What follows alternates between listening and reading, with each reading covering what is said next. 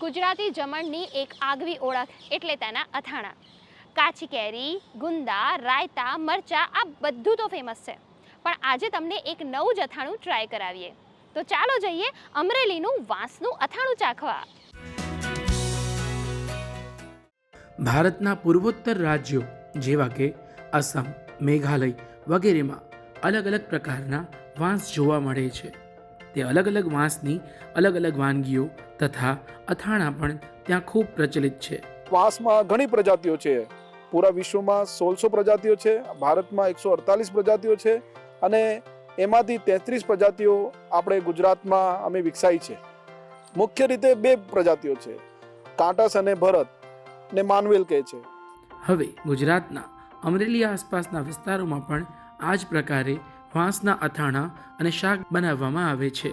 વાંસના અચારમાં જે વાંસની શૂટ આવે છે, એ શૂટને આપણે હાર્વેસ્ટ કરી લેવું પડે અને હાર્વેસ્ટ કર્યા પછી એને આપણે ઓવરનાઇટ પાણીમાં ડૂબોઈને રાખવું પડે અને એનાથી સવાર સુધી એમાં જે કડવાશ છે, HCN જે છે, તો એ કડવાશ બહાર આવી જશે ને પછી એને બોઇલ કરીને એ કડવાશ આપણે બોઇલ કરીને બી કાઢી શકીએ છીએ ને બોઇલ કરીને બી કડવાશ આપણે સવારે કાઢી દેવાની અને એના પછી જે અચાર બનાવવાની જે આપણી પદ્ધતિ છે જનરલ, જેમ આપણે બીજું અચાર બનાવીએ છીએ કેરીમાં અને જે મસાલો બનાવીએ છીએ, બસ એવી રીતે એમાં અચાર બને છે. પણ ખાસ એ ધ્યાન રાખવાનું છે કે એની કડવાશ કાઢી લેવાની છે. તો કડવાશ કાઢી લેશો તો વાંસનું બહુ મસ્ત ટેસ્ટી અચાર બને છે અને બીજી બી ખાવાની પ્રોડક્ટો વાંસથી બની શકે છે. વાંસમાં ચટણી છે, ચોકલેટ છે, કેક્સ છે, ઘણી બધી પ્રોડક્ટ બની શકે છે. સ્ટાર્ચ હોય છે, શુગર હોય છે ને એ તમે એ માંસને ઘણી બધી પ્રોડક્ટમાં યુઝ કરી શકો અને ન્યુટ્રિશિયસ બી હોય છે, આપણે હેલ્થ માટે બી સારી છે. બસ ખાલી ધ્યાન રાખવાનું છે કે એની કડવાશ જે છે એ કેમિકલ કન્ટેન્ટ છે તો એને આપણે કાઢી લેવાનું છે. છોકરા માટે, ઇમ્યુનિટી માટે, બધા માટે સારું છે અને આનું શાક પણ બને છે. શાક ખાવાથી શરીરમાં તંદુરસ્તી અને નિરોગી રહીએ છે અને આ વસ્તુ 12 માસ ભરી શકાય છે અને આનું અથાણું ખૂબ જ ટેસ્ટી અને હેલ્ધી હોય છે. 1 વર્ષ માટે તમે આ અથાણાને સ્ટોરેજ કરી શકો છો. આ અમારે બાપ દાદા વખતથી શીખવાડેલું છે કે આ ખવાય ને અને આ રીતે શ્રાવણ ને ભાદરવામાં આના કોટા આવે કુણા એને લઈ લેવાના અને એનું શાક બનાવવાનું અને અથાણું બનાવવાનું. આ જંગલ વિસ્તારમાં અને વાડી વિસ્તારમાં ઘણાયને ત્યાં હોય છે. અમે આ પેલા એક પેઢીથી કરીએ છીએ એટલે 50 વર્ષ અંદાજે જૂનું.